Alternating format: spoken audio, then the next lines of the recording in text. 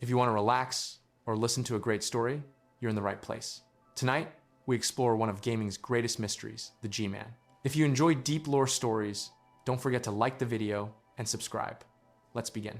There are entities in our universe, and perhaps beyond it, that exist in the spaces between what we understand and what we fear. They move through corridors we cannot see, manipulate events we believe to be our own choices, and watch with eyes that perceive time not as a river flowing forward, but as something malleable, something to be nudged. This is the story of one such entity, known to those few who have glimpsed him only as the G-Man, a bureaucrat of the impossible, a shepherd of chaos, an employer of the unwilling. But to understand him, we must first understand that he is not the beginning of this tale. The threads he pulls were woven long before humanity ever looked to the stars. The shadows of Black Mesa. Picture, if you will, a tram gliding through the subterranean depths of the Black Mesa Research Facility in New Mexico. The date? An ordinary morning in May, year 200X. Inside one of these trams sits a young theoretical physicist named Gordon Freeman, fresh from MIT, with a doctorate that promises a future of groundbreaking research. He adjusts his glasses, oblivious to the figure standing in another tram on a parallel track, a man in a blue suit carrying a briefcase, watching him with an intensity that suggests this moment has been anticipated for a very long time. This is not their first encounter, though Gordon doesn't know it. The man in the blue suit has been present at Black Mesa for far longer than any employee roster could account for. Scientists have seen him in hallways, speaking with administrators behind closed doors. Security guards have noticed him observing equipment tests, always at a distance, always with that same briefcase. Some have tried to engage him in conversation, only to find their memories of the exchange strangely hazy, as though speaking to him was like trying to recall a dream. The administrators know him, of course. They have to. He represents interests, government interests, they assume. Though no one can quite pin down which agency or which branch. The funding that flows into Black Mesa's more experimental projects, the ones dealing with dimensional research, with crystalline structures harvested from places that shouldn't exist, that funding has his fingerprints all over it, metaphorically speaking, he never actually touches anything. What no one at Black Mesa understands, what they cannot understand, is that this man orchestrated the very research they're conducting. The sample they will test today, the purest crystal, designated GG3883, unstable beyond all previous measurements, was not randomly selected. It was delivered, recommended, insisted upon by this man who speaks with peculiar cadences, whose words sometimes seem to stretch and compress like the very fabric of space-time he's helping them tear apart. The scientists believe they're pushing the boundaries of human knowledge. They don't realize they're pawns in a game played across dimensions, and the man in the blue suit is moving them into position. The resonance cascade. Gordon Freeman pushes the sample into the beam. The machinery hums with increasing urgency. Scientists behind protective glass watch their instruments spike beyond all predicted parameters. And the G-Man, standing in places throughout the facility that should be restricted, that should be impossible to access, watches with something that might be satisfaction. The cascade begins. Dimensions collide. Zen, a border world, a dimensional way station, tears open. Creatures pour through. Head crabs scuttling with predatory hunger. Vortigaunts crackling with enslaved energy. Alien grunts bred for warfare. Black Mesa transforms from a research facility into a war zone in minutes. Scientists die screaming. Security guards fire desperately at things evolution never prepared them to fight. And through it all, the G-Man walks untouched, observing. He appears in windows, watching Gordon fight for survival. He stands in corridors that lead nowhere, briefcase in hand, as Marines storm the facility with orders to silence all witnesses.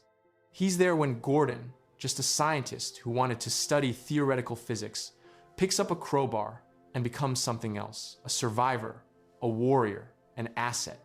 Because that's what this has always been about.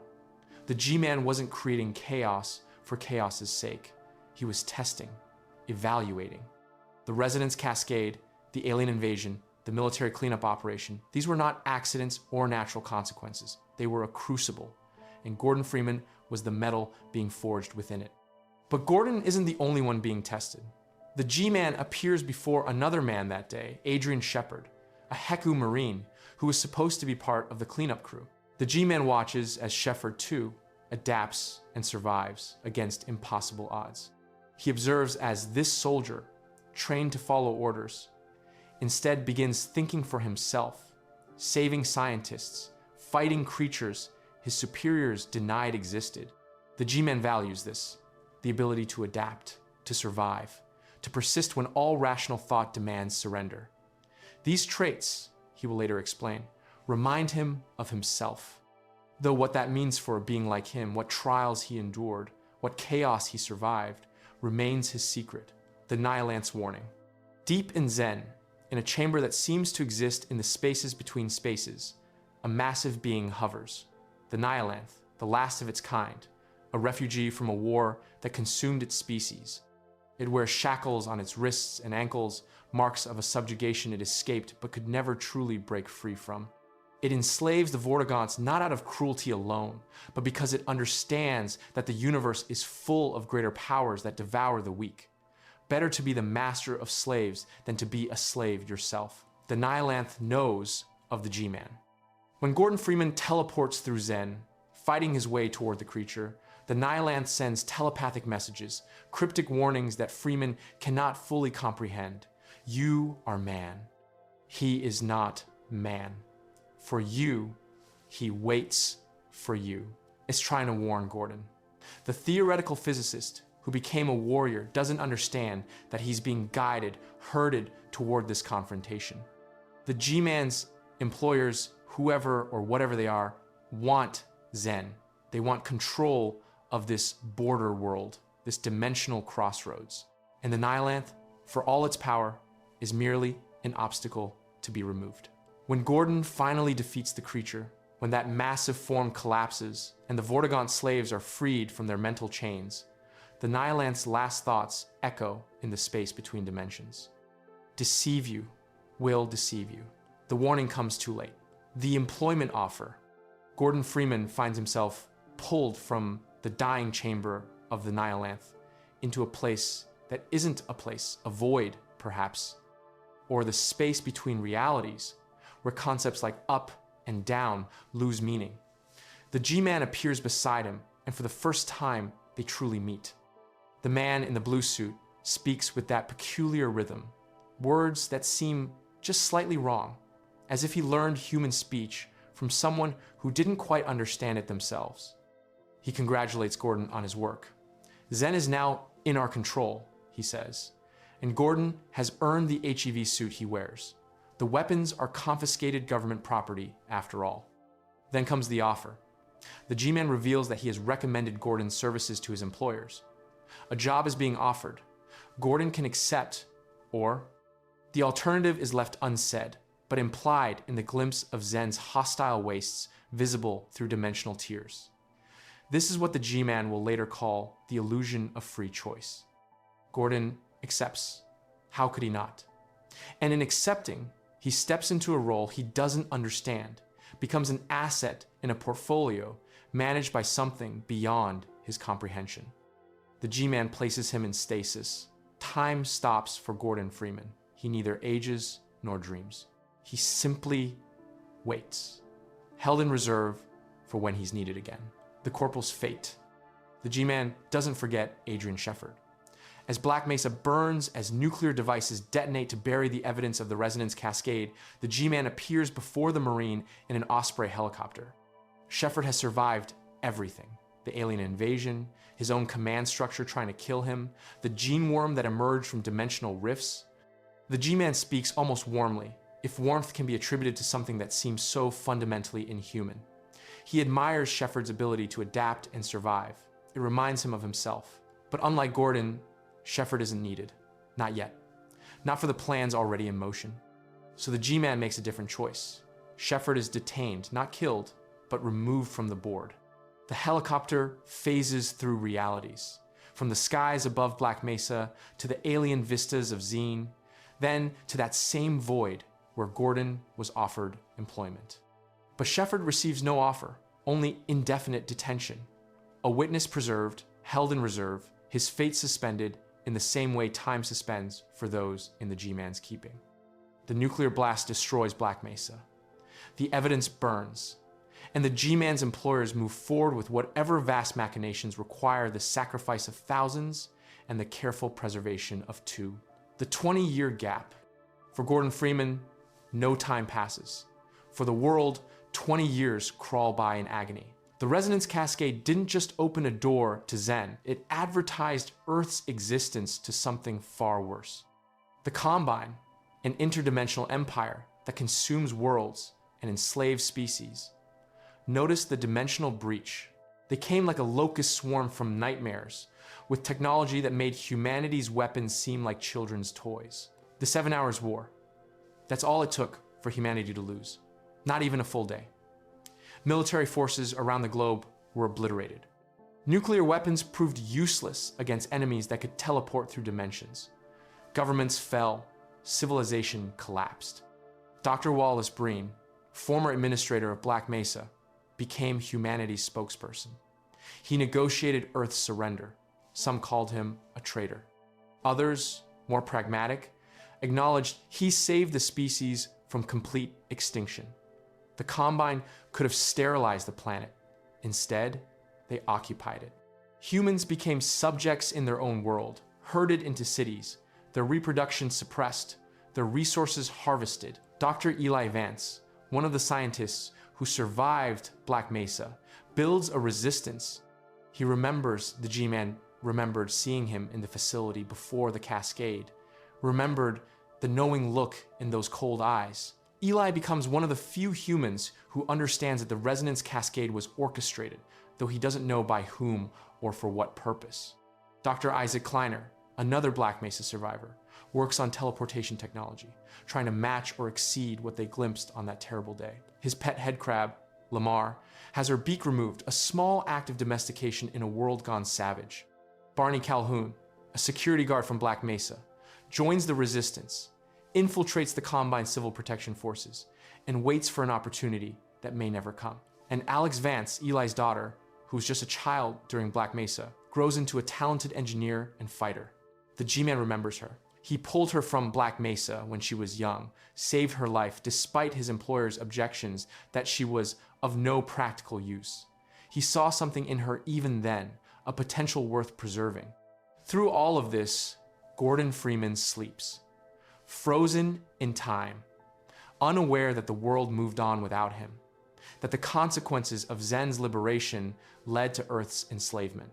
But the G-Man is patient.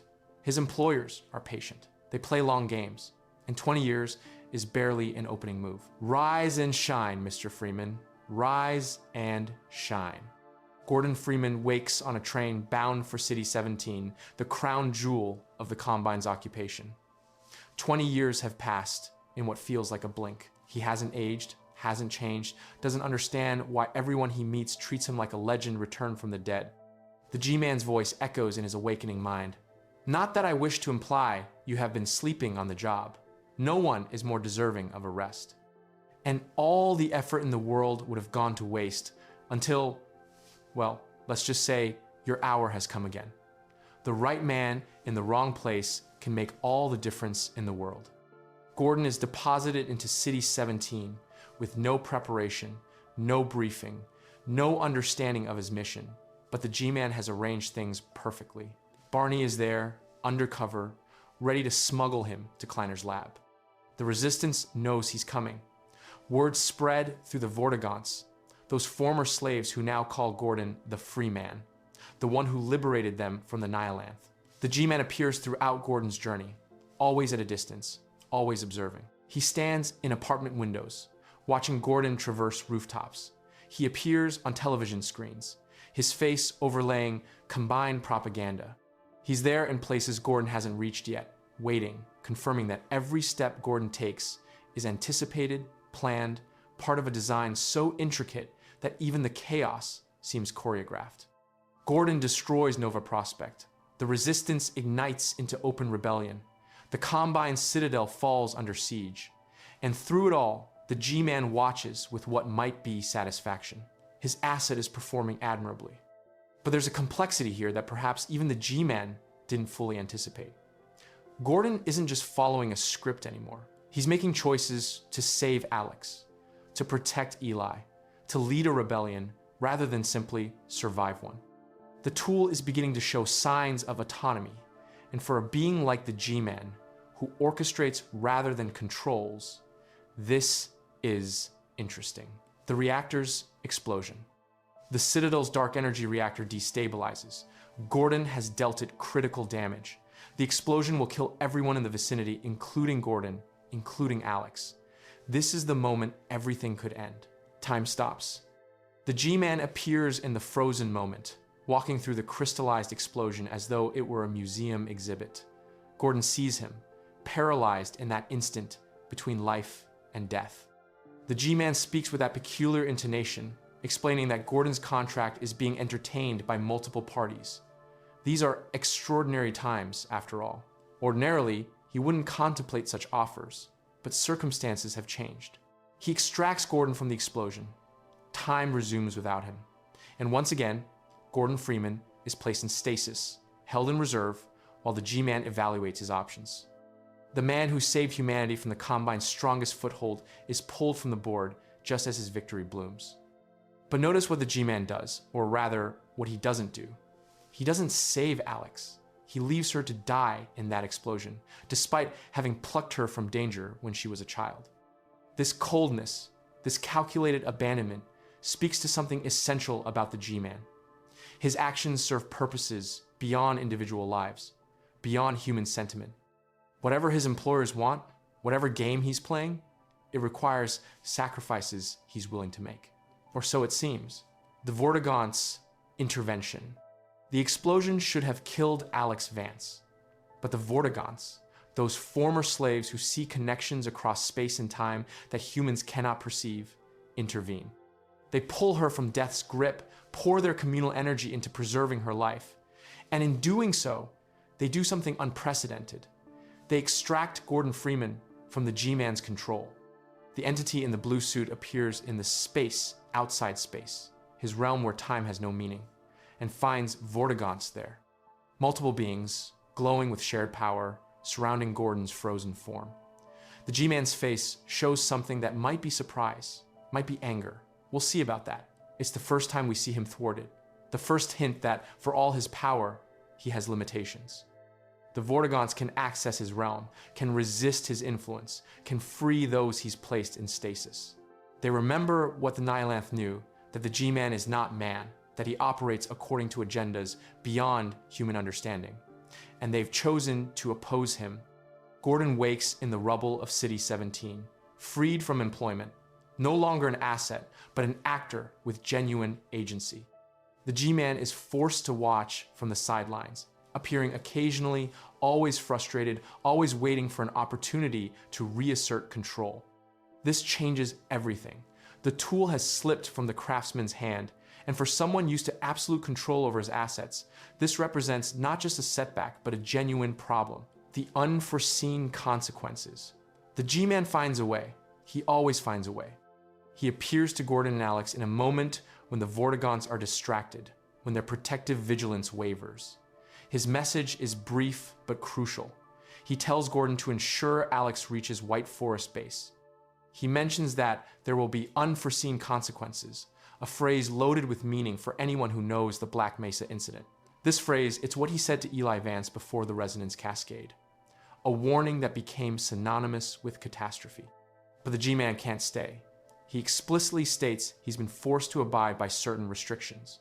The Vortigaunt's interference has changed the rules of engagement. He can't directly control Gordon anymore, can't place him in stasis, can't manipulate him as an asset. So instead, he plants seeds, speaks cryptic warnings, tries to influence outcomes through suggestion rather than control. At White Forest, Alex's father, Eli, takes Gordon aside. He knows about the G-Man. He warns Gordon about that damned suit, understanding in some way that Gordon's employment is connected to the equipment he wears.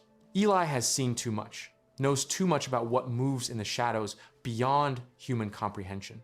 And then comes the moment the G-Man has been carefully constructing a Combine advisor, one of those slug-like creatures that represent the Combine's true form attacks. It kills Eli Vance, draining his brain of information, leaving Alex cradling her father's corpse. Gordon is helpless to prevent it. The Vortigaunts are helpless to prevent it. This moment, this specific moment of loss and trauma, is what the G-Man has been engineering, not out of cruelty for its own sake, but because he understands leverage. He understands that grief can be a currency, that the desire to undo death is perhaps the most powerful motivator that exists. He's laid a trap, and it will spring 25 years in the past. The vault. Let's rewind. 5 years after the Black Mesa incident, young Alex Vance is part of the resistance. She's 19, brilliant, driven by memories of the cascade that killed her mother and nearly killed her. When her father is captured by the Combine, she embarks on a desperate rescue mission. The trail leads to the vault, a mysterious Combine installation floating above City 17. The resistance has learned that something important is imprisoned there. Something the Combine fears enough to construct an entire facility dedicated to its containment. Alex believes it's Gordon Freeman, the legend she's heard about but never met, the man who liberated the Vortigaunts and vanished 20 years ago. She fights through Combine forces. She navigates hazards that would kill anyone less skilled. She reaches the vault's heart, where a cell floats in a space that seems to bend the laws of physics. The containment field uses Vortigaunt energy. The Combine has learned to harness the very beings that resist them, using their power to trap something even more dangerous. Alex opens the cell, but it's not Gordon Freeman inside. The G-Man steps out, adjusting his tie with that characteristic gesture, briefcase in hand. "Impressive work, Miss Vance," he says, and in his voice there's a satisfaction that suggests this entire scenario has been orchestrated. He tells her, "You wouldn't need all that to imprison Gordon Freeman." The question that haunts the narrative: how did the G-Man end up in the vault? Did the Combine truly capture him? Or did he allow himself to be captured? Knowing that young Alex Vance, the child he saved from Black Mesa, the daughter of Eli Vance, the woman with everything to lose, would be the one to free him. The evidence suggests the latter. The G-Man operates across time.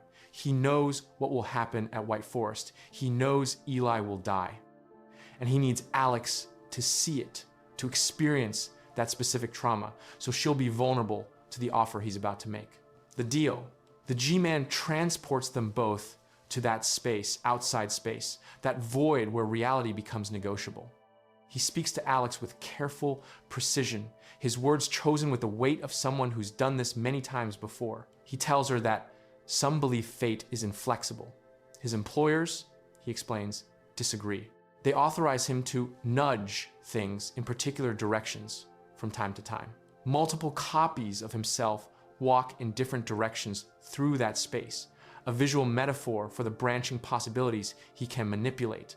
He offers Alex one favor, her choice, in exchange for freeing him. She thinks carefully, then asks for what anyone in her position would ask for: get the Combine off Earth. The G-Man's expression changes, just slightly, but it's there a flicker of something that might be disappointment.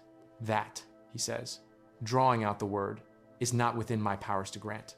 The Combine, in case you were not aware, is very much in charge of their own fate. What I can offer is," he shows her. The void transforms into a glimpse of the future, 5 years forward. Alex sees herself at White Forest, cradling her father's corpse, watching the life drain from Eli Vance's eyes as the Combine advisor feeds. She sees Gordon Freeman standing there, helpless. She sees everything she will lose. "I can nudge a single event," the G-Man tells her. He doesn't need to specify which event. The offer is clear: save your father's life. Alex doesn't hesitate. What child wouldn't make that choice? She agrees, and in that agreement, she signs a contract she doesn't fully understand. The G-Man transports her forward to that exact moment at White Forest, allows her to kill the advisor before it kills Eli. She saves her father, experiences the relief and triumph of changing fate itself. Then the G-Man pulls her back to that void. "The value I place in you has only increased over the years, Miss Vance, he says.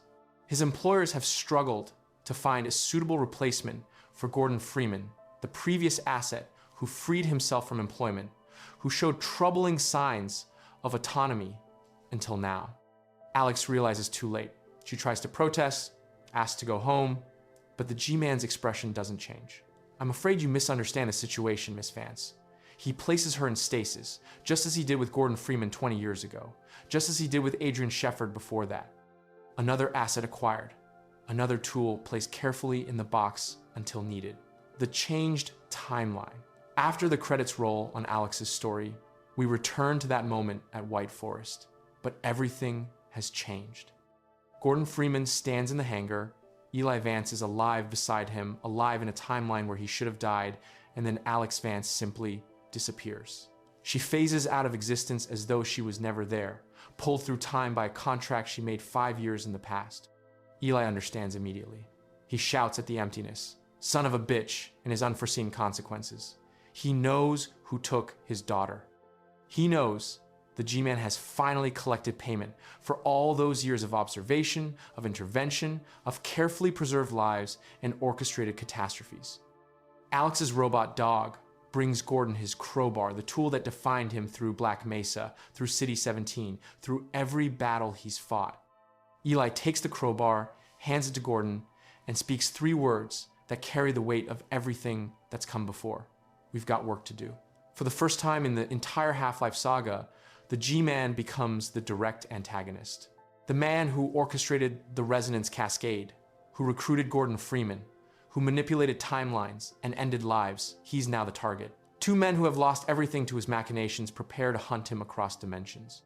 But consider the complexity of what the G-Man has achieved. He's manipulated events across 30 years of timeline. He orchestrated the resonance cascade, using it to test Gordon Freeman and gain control of Zen. He allowed the Combine invasion to occur, creating the circumstances for Gordon's later deployment. He preserved Alex as a child, despite his employer's objections, knowing she would be valuable decades later. He allowed himself to be captured by the Combine, engineering his own imprisonment to create the scenario where young Alex would free him.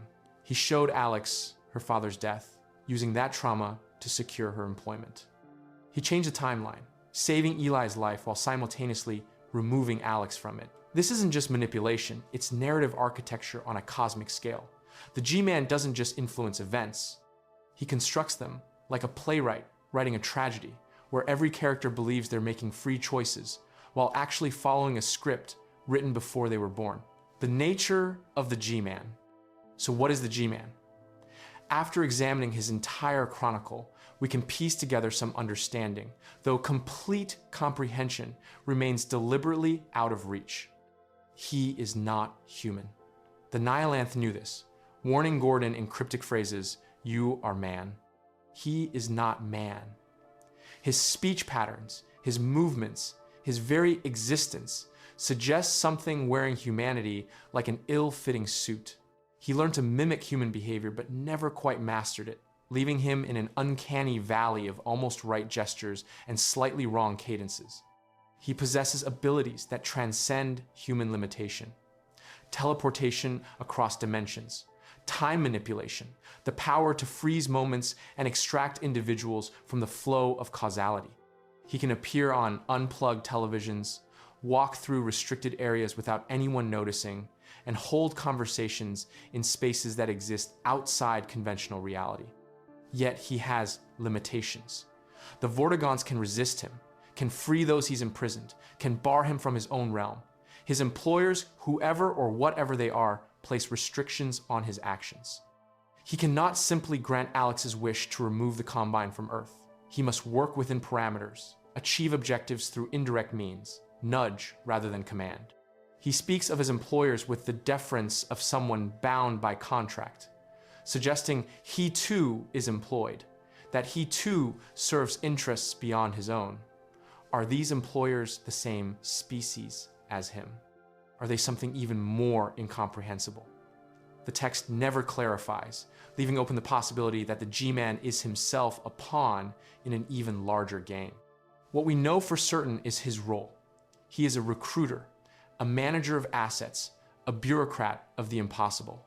He identifies individuals with exceptional qualities, survival instinct, adaptability, the capacity to alter events, and he secures them for his employer's use. He doesn't care about human suffering or triumph, except as variables and calculations that span decades and dimensions. Some have theorized he's a refugee, like the Nilanth, another survivor of the Combine's conquests, who now works to undermine them through proxy wars and recruited agents. Others suggest he represents something even more alien, a cosmic force that views the conflict between humanity and the Combine as two insects fighting over a leaf. The truth? The text wisely never reveals it. The G-Man's mystery is essential to his nature. To fully explain him would be to diminish him, to take an entity of pure, uncanny horror and reduce it to merely another character with understandable motivations. The unforeseen consequences of being seen. There's a particular horror in the G-Man that bears noting: the way he exists in plain sight, acknowledged by some and invisible to others. Throughout Black Mesa, people saw him, spoke to him, accepted his presence. Yet when soldiers stand directly behind him in opposing force, they seem oblivious to his existence. When he appears in windows, on screens, in corridors, most people pass by without noticing. This selective visibility suggests something disturbing. The G-Man chooses who perceives him. He allows certain individuals, his assets primarily, and those tangentially connected to his plans, to see him.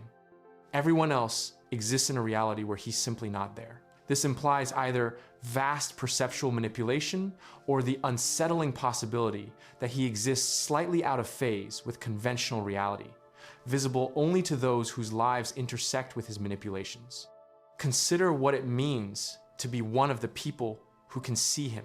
For Gordon Freeman, Alex Vance, Adrian Shefford, for these individuals, the G-Man's presence is a constant reminder that their choices aren't fully their own. They go through life knowing that somewhere in the corner of their vision, he might be standing there, watching, evaluating, adjusting his tie while the world burns around him. This is psychological warfare of the subtlest kind. The G-Man doesn't need to threaten or intimidate. His mere presence serves as a reminder. You are observed. Your survival is not your own achievement. It's an investment someone has made in you. And investments are meant to yield returns. The pattern of employment. Looking across all the G-Man's known recruits, we can discern a pattern. Each one survives impossible circumstances. Each adapts when adaptation seems futile. Each displays problem-solving abilities that transcend simple training or education. Gordon Freeman, a theoretical physicist, becomes a warrior who destroys the Nilanth. Adrian Shefford, a soldier, learns to think beyond military orders. Alex Vance, a child during the Cascade, grows into an engineer and fighter who can infiltrate the Combine's most secure facility. The G-Man values these transformations. He speaks of admiring people who adapt and survive against all odds, saying they remind him of himself. This might be the only genuinely personal statement he ever makes, the suggestion that he too was once tested, perhaps by employers even more incomprehensible than those he now serves. His method of recruitment follows a consistent approach. Place the target in extreme circumstances, observe how they respond, then offer employment when they're at their most vulnerable. Gordon accepts after surviving the Black Mesa incident with death as the alternative. Alex accepts after seeing her father's death, with saving him as the reward. The G-Man doesn't recruit through persuasion, he recruits through constructed necessity. And once recruited, the asset is held in stasis, preserved, unchanged, deployed only when needed. This suggests his employer's plans operate on timescales that make human lifespans irrelevant. Why else maintain assets in temporal suspension for decades? The G-Man isn't preparing for next week's challenges. He's positioning pieces for games that might not play out for centuries. The employer's agenda. The greatest mystery in the G-Man's story remains his employers. Who are they? What do they want? Why do they operate through an agent like the G-Man rather than acting directly? The limited evidence suggests several possibilities. They want control of dimensional crossroads like Zen. The G-Man used Gordon to eliminate the Nilanth and secure Zen for our control. This implies the employers seek strategic positions in interdimensional space, perhaps competing with the Combine for access to reality's infrastructure. They play both sides of the conflict. The G-Man orchestrated the resonance cascade that brought the Combine to Earth, yet he later deploys Gordon to fight the Combine occupation. He tells Alex that removing the Combine entirely goes against his employer's interests. This suggests they don't want the Combine destroyed, they want the conflict maintained, perhaps because chaos serves purposes humanity cannot comprehend. They value certain types of consciousness. The G-Man specifically recruits individuals who display exceptional adaptation, survival instinct, and problem solving. He doesn't recruit based on power or strength. The Combine advisors are more powerful than Gordon Freeman by any objective measure. Instead, he recruits based on qualities that suggest consciousness of a particular valuable type. Perhaps his employers consume such consciousness, or use it as currency, or need it for purposes we cannot conceive. They operate under restrictions that require proxies. The G-Man repeatedly mentions being unable to act directly, needing authorization for his nudges, working within parameters set by his employers.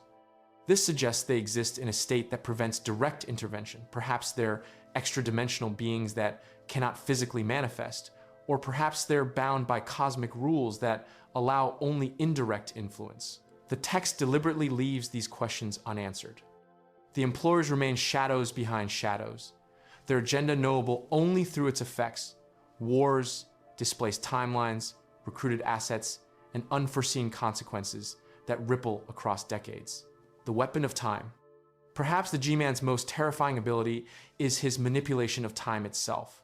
He doesn't just travel through time, he edits it, creating branches and variations like a writer revising a manuscript. When Alex saves her father at White Forest, she doesn't simply change one event.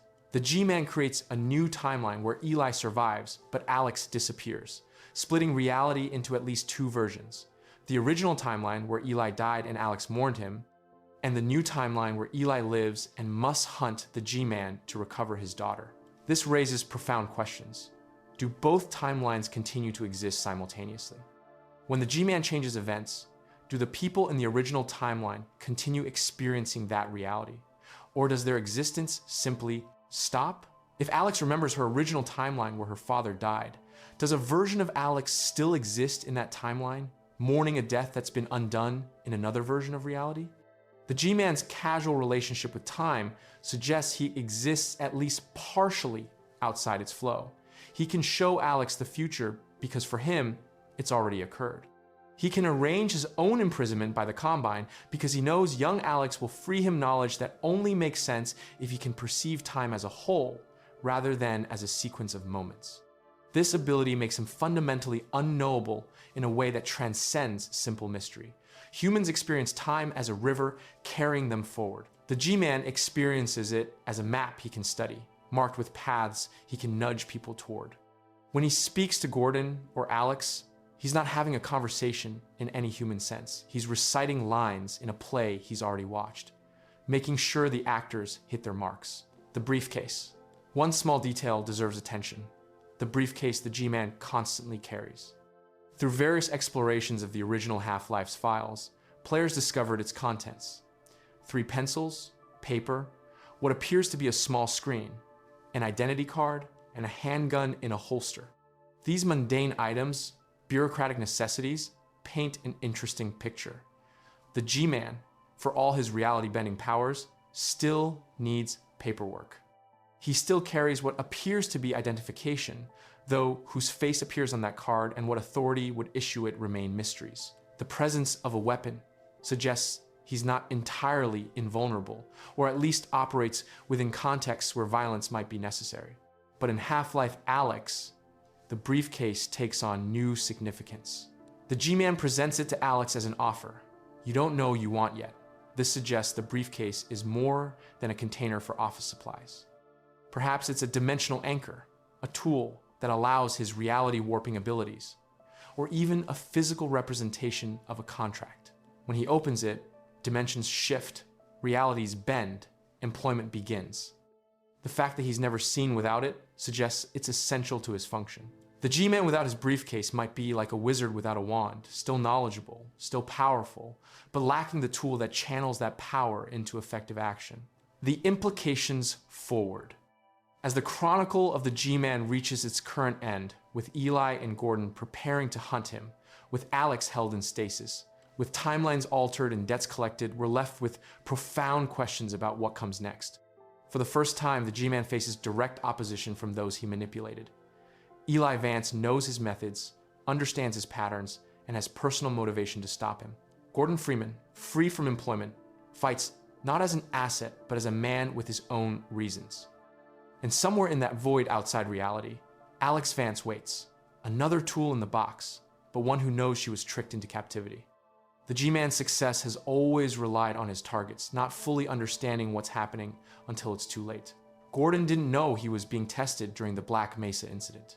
Alex didn't understand that freeing the G-Man from the vault would cost her everything. But now his remaining targets know what he is. They've seen his methods. They understand that every choice he offers is a trap. This knowledge might be his greatest challenge yet. The G-Man excels at manipulation, at creating circumstances where his targets choose exactly what he wants them to choose. But when the targets know they're being manipulated, when they prepare specifically to resist his offers and see through his illusions of free choice, what then? Perhaps this too is part of the plan. Perhaps the G-Man's employers want assets capable of resisting him, individuals so exceptional they can perceive and oppose cosmic scale manipulation. Perhaps this entire chronicle has been preparation for something even larger, a conflict that requires players who can think in dimensional terms, who can resist entities that exist outside conventional time. Or perhaps the G-Man has finally overreached. Perhaps in changing the timeline to secure Alex's employment, he created a scenario his employers didn't authorize, made a nudge too large, and now faces consequences that even he cannot predict. The horror of employment. In contemplating the G-Man's chronicle, we return to a fundamental horror, the loss of agency. Gordon Freeman never wanted to be a hero. He was a scientist who wanted to study theoretical physics. Instead, he was placed in circumstances that forced him to fight, to kill, to survive. Then he was recruited, placed in stasis, and deployed to fight a war he didn't start. Even when the Vortigaunts freed him, his every action had been predicted, engineered, used as part of someone else's plan. Alex Vance never wanted to be an asset. She wanted to save her father, to fight the Combine, to have the basic human freedom of making her own choices. Instead, she discovered that even her most personal decision saving Eli's life was a trap, that the G-Man had been grooming her since childhood, that her entire life existed in the shadow of employment she didn't know she was applying for. This is what the G-Man represents. The terrifying possibility that your choices aren't your own. That the struggles you face, the victories you earn, the sacrifices you make, all of it might be part of someone else's design. That somewhere, in a place beyond human perception, beings are moving pieces on a board, and you are one of those pieces. The G-Man doesn't need to threaten or intimidate. His existence is the threat.